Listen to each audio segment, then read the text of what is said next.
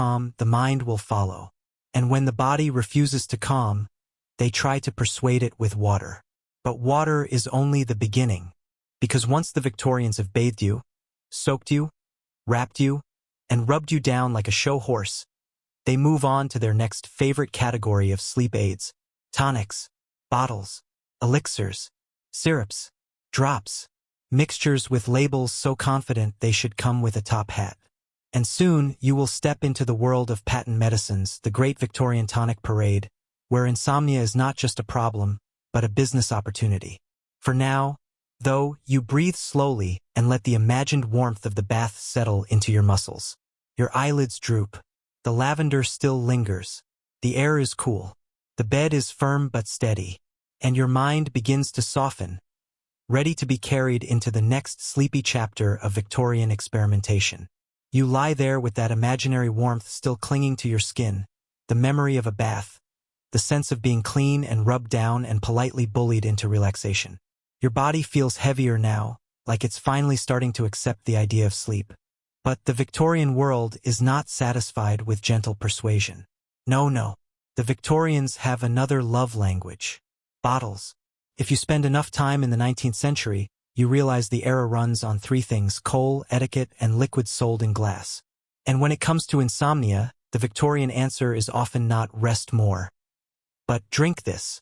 Welcome to the Great Tonic Parade.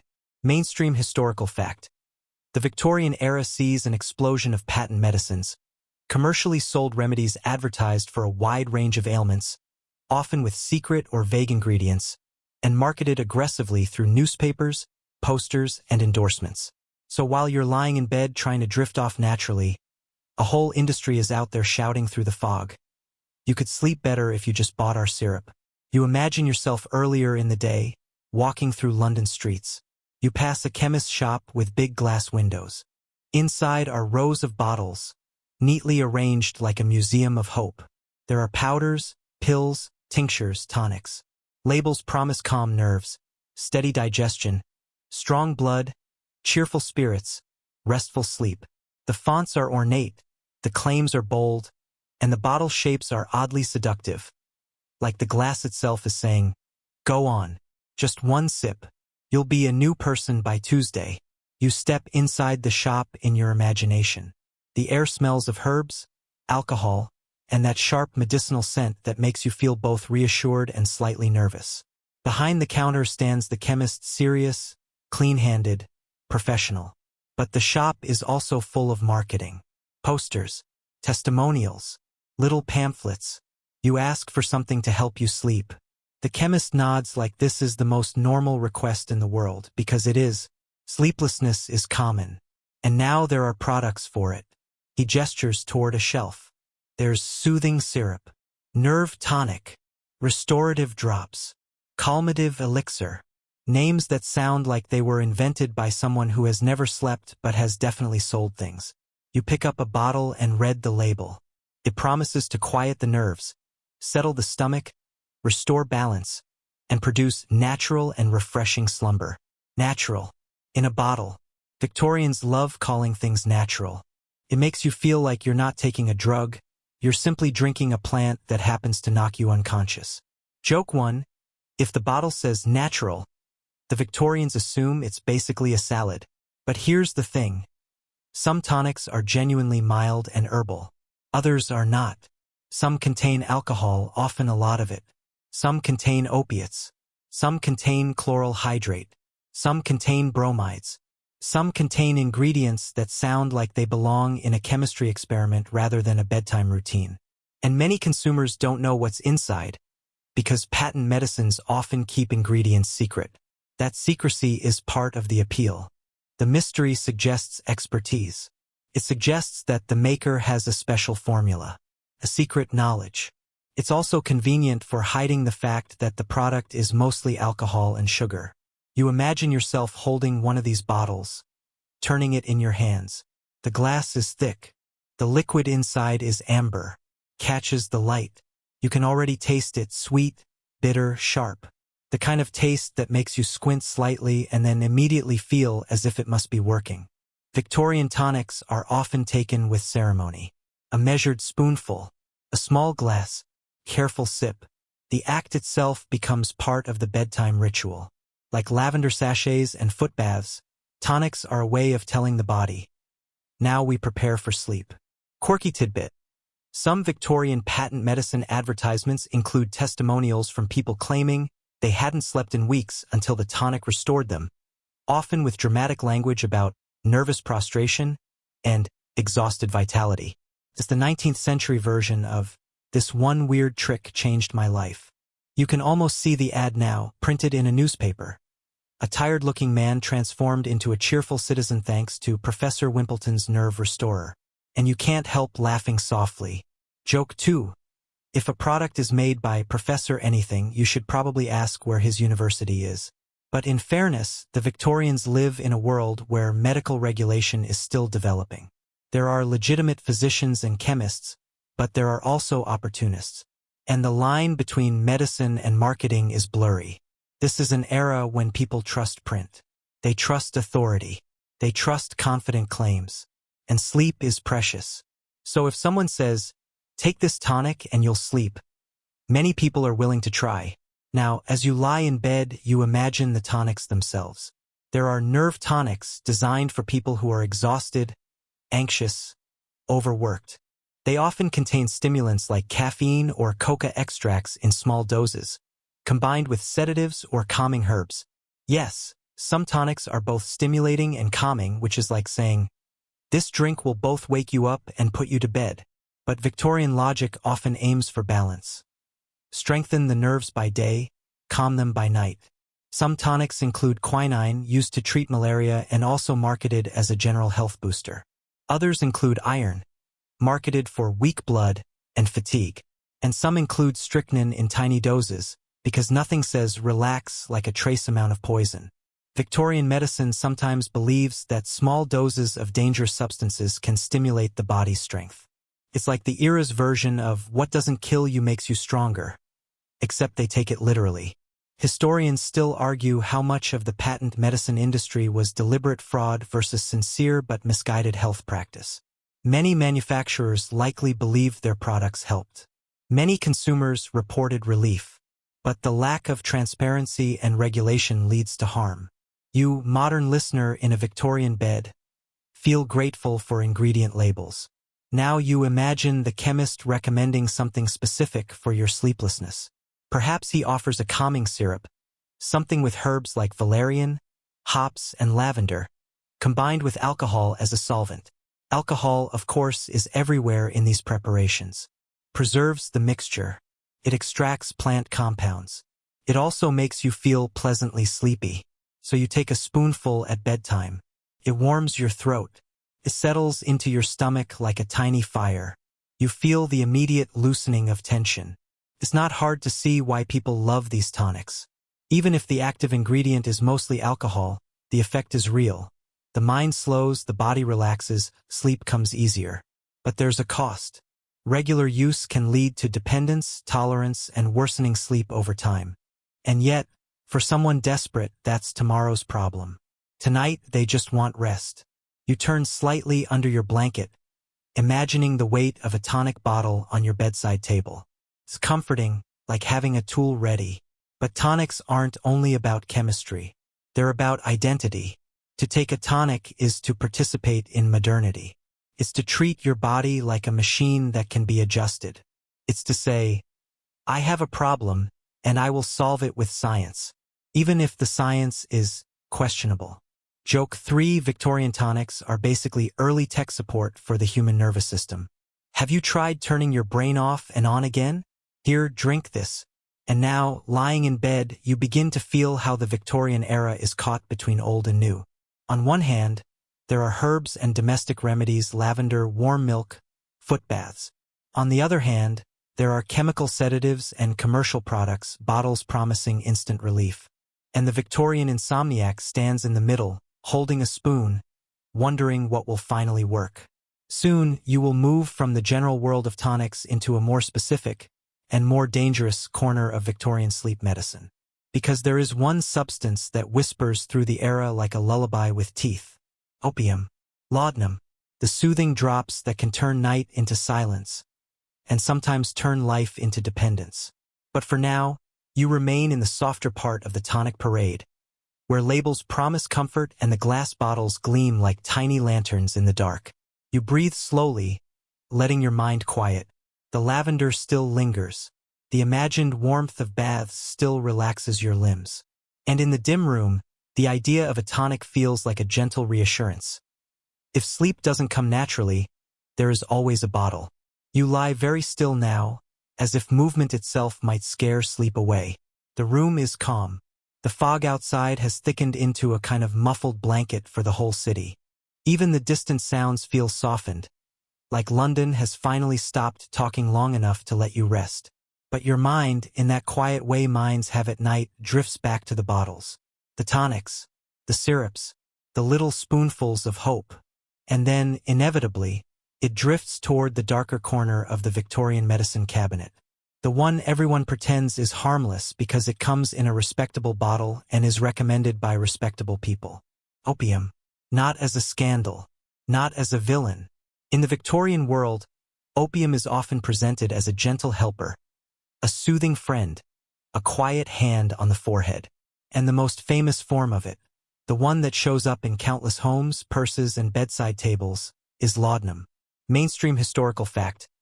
Laudanum, a tincture of opium and alcohol, is widely used in the 18th and 19th centuries as a common remedy for pain, cough, diarrhea, and insomnia, and is easily obtained in many places. So yes, if you are a Victorian and you can't sleep, someone may very casually suggest opium the way a modern person suggests melatonin. Have you tried a few drops? Just a few. Just enough to quiet the mind. You feel your modern sensibilities tense slightly, but in this era, the line between medicine and danger is blurred. Opium is not yet framed in the public mind as a moral disaster. It is framed as relief. You imagine the laudanum bottle. Dark glass, small, heavy with a dropper. The label is neat. The handwriting is elegant. It looks trustworthy. And that's the trick. In Victorian society, appearance matters. A substance that looks refined is assumed to be refined. A medicine that comes from a chemist's shop is assumed to be safe. A drug that is prescribed by a doctor is assumed to be wise. And laudanum sits comfortably in that world. You picture yourself earlier in the evening, visiting the chemist again. This time you look more tired. Your eyes are heavier. Your patience is thinner. I still cannot sleep, you say. The chemist nods slowly, then reaches for a bottle behind the counter with the quiet confidence of someone offering you the key to the kingdom. Laudanum, he says. A few drops in water. Just a few drops. You hold the bottle in your hand and feel its weight. It's oddly reassuring, like holding certainty. Quirky tidbit. Laudanum is so common in Victorian Britain that it appears in literature, diaries, and household accounts almost casually. Some people keep it in the same way modern people keep painkillers, an ordinary part of domestic life. And not only adults use it. It is sometimes given to children for coughs, teething, restlessness. There are even soothing syrups marketed for infants that contain opiates. You feel a chill at that thought, even under your blanket. Historians still argue whether Victorian opiate use should be understood primarily as addiction, as medical practice, or as a reflection of limited alternatives in an era with fewer effective treatments. The truth is complicated. Many people use laudanum occasionally without obvious harm. Others slide into dependence without realizing it until the bottle becomes a daily companion. You, lying in bed, feel the tension between comfort and danger. Because opium works, dulls pain, quiets the mind. It smooths anxiety. It invites sleep like a velvet curtain being drawn across a bright window. And for someone desperate, that is irresistible. You imagine taking it. You measure a few drops into a spoon. The liquid is dark, bitter, sharp with alcohol. You dilute it in water or tea. You drink. First nothing. Then warmth spreads through your chest. Your limbs feel heavier. Thoughts slow. Worries lose their claws. The city outside becomes distant. The edges of the world soften. And sleep approaches with a certainty lavender can only dream of. It's easy to see why laudanum becomes a bedtime solution. But it's also easy to see why it becomes a trap. Because the next night, when you can't sleep again, you remember how well it worked. And you reach for it. And the next night. And the next. Soon, your body expects it. Your mind depends on it. The natural rhythms of sleep begin to fade, replaced by chemical certainty. Victorians don't always understand this process. They know some people become habitual users. They know some people take too much. But the full concept of addiction as we understand it is still evolving. And opium is everywhere. It's in cough syrups, in pain relievers, in sleep drops, in tonics, in quiet little bottles in handbags. You shift slightly, your pillow rustling. The lavender scent rises again, gentle and safe. It feels like a contrast, a soft herbal comfort versus a powerful narcotic. Joke 1. Victorian sleep medicine is basically a menu where one option is lavender pillow, and the next is opium and alcohol, and everyone pretends that's a normal escalation. Now you think of the broader Victorian context. This is an empire. Opium is not just a domestic remedy. It is a global commodity tied to colonial trade and conflict. The British opium trade with China leads to wars and political upheaval. Opium is both medicine and money. And yet, in the bedroom, it is personal. It is a tired person reaching for relief. You imagine the Victorian insomniac, a clerk, a widow, a writer, sitting at the edge of the bed, holding the bottle, whispering to themselves, just a little. And you can almost hear the quiet logic. I need to function tomorrow. I need sleep tonight. I cannot afford to be awake. This is where the Victorian era begins to resemble our own. The pressure to be productive, the fear of exhaustion, the temptation of chemical solutions. Now, laudanum is not the only opiate used. There are opium pills. Morphine, isolated in the early 19th century, becomes more widely used later. There are also preparations like paregoric, camphorated tincture of opium, used for diarrhea and coughs.